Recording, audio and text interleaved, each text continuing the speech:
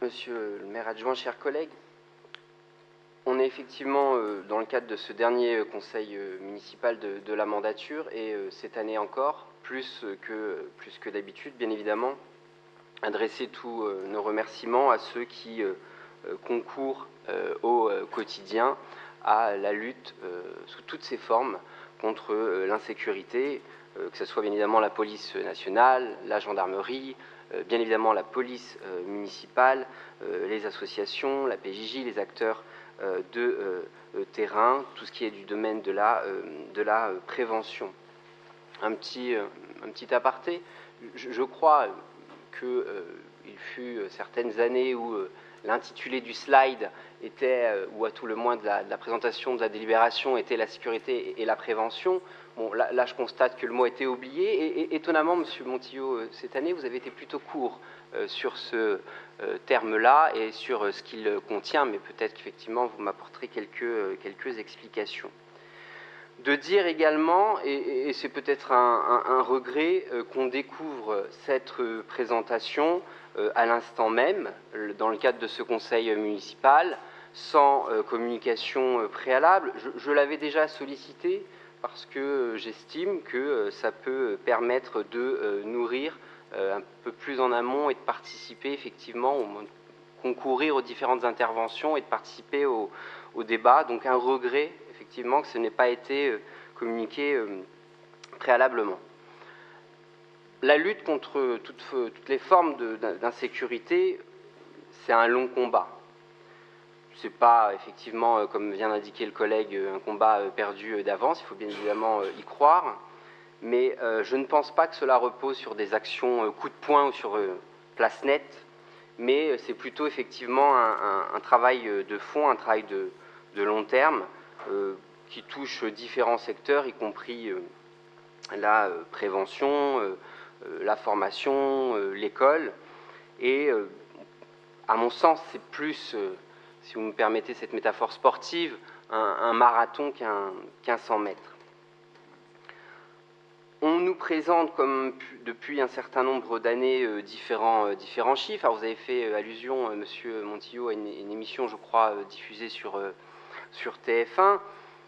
Vous avez pu tempérer vous-même quelques chiffres en disant, notamment par rapport aux stupéfiants, qu'en réalité, il s'agissait surtout, pour expliquer les hausses et les baisses, du nombre de contrôles qui étaient effectivement opérés. Donc vous avez vous-même apporté cette nuance.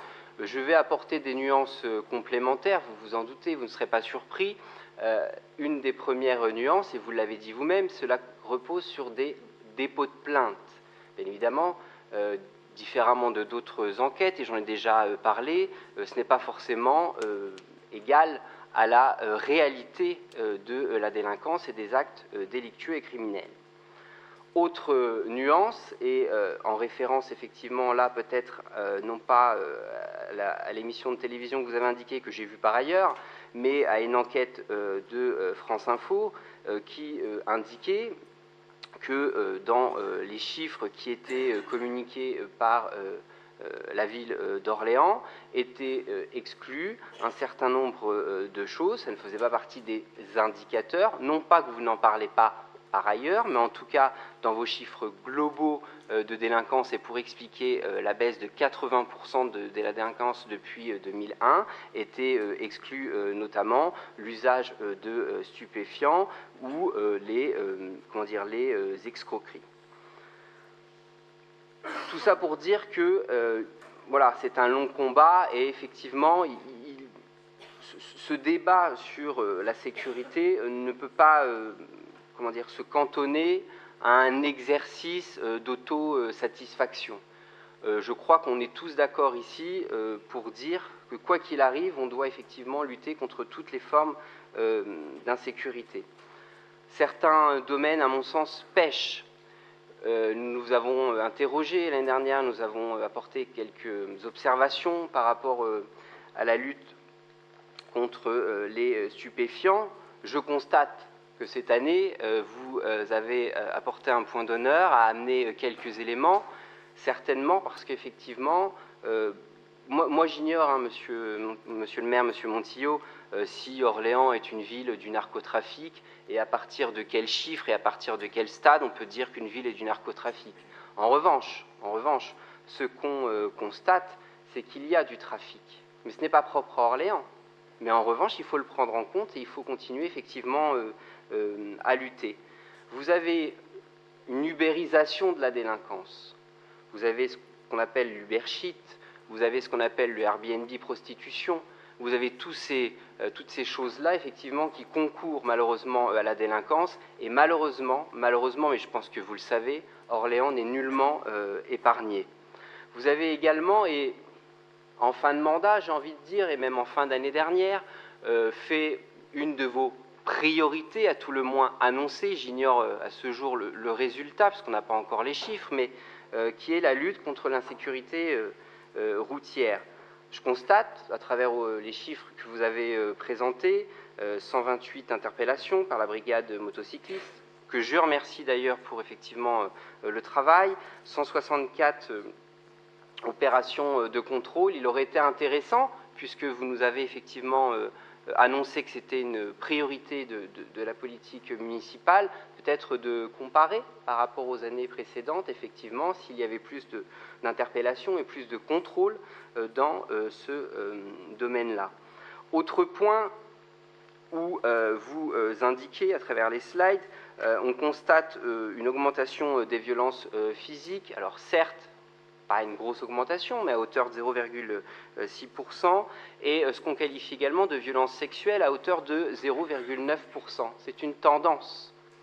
Alors peut-être que globalement on est sur une baisse de l'insécurité, mais tempérée par les chiffres qui ne sont pas forcément pris en compte, les items qui ne sont pas pris en compte, et je dirais tempérée par la gravité des actes pour lesquels ils sont en augmentation.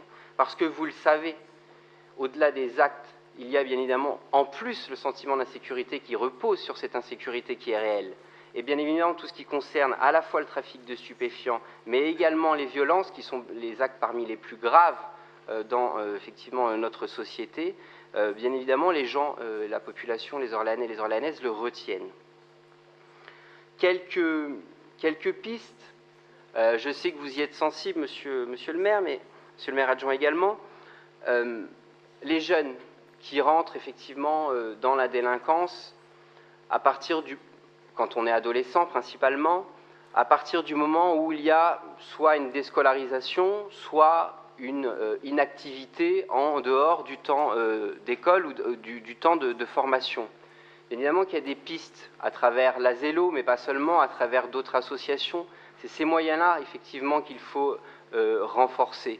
Et je ne crois pas c'est pas le budget ce jour, on en a déjà débattu, mais je crois que s'il y a des moyens effectivement à mettre en place, c'est effectivement sur ces domaines-là. Voilà principalement ce que je souhaitais dire, et encore une fois, et je crois l'avoir déjà dit, et je crois qu'on traite ce sujet avec sérieux, il ne peut pas reposer uniquement sur des va-et-vient, mais sur une stabilité des actions de politique municipale, bien évidemment en concours avec l'intervention de la justice, parfois critiquée dans les médias, y compris par certains politiques, le travail de la police, qu'elle soit municipale ou nationale, là encore quelquefois critiquée. Il ne faut pas oublier, et en tout cas moi j'y crois, que les Orléanais et les Orléanaises, comme je pense les Français et les Françaises, auront toute confiance effectivement en la police municipale si le lien est rétabli. C'est peut-être le regret de ce mandat ou le regret de différents mandats, c'est que je trouve moi que l'image de la police municipale, malheureusement, et je le regrette parce que je suis républicain, l'image de la police municipale peut parfois effectivement être abîmée. Le lien de confiance entre les Orléanais et les Orléanaises quelquefois peut être un peu étiolé. Et il faut bien évidemment, à mon sens, plus de proximité, mais pas uniquement. Ça doit aussi concourir avec d'autres interventions, mais je pense aussi qu'il appartient, comme toute collectivité, et pas seulement la mairie d'Orléans, de promouvoir le travail de la police municipale et aussi de redonner un lien de confiance pour que le travail puisse être effectué correctement. Voilà les observations principalement que je souhaitais faire.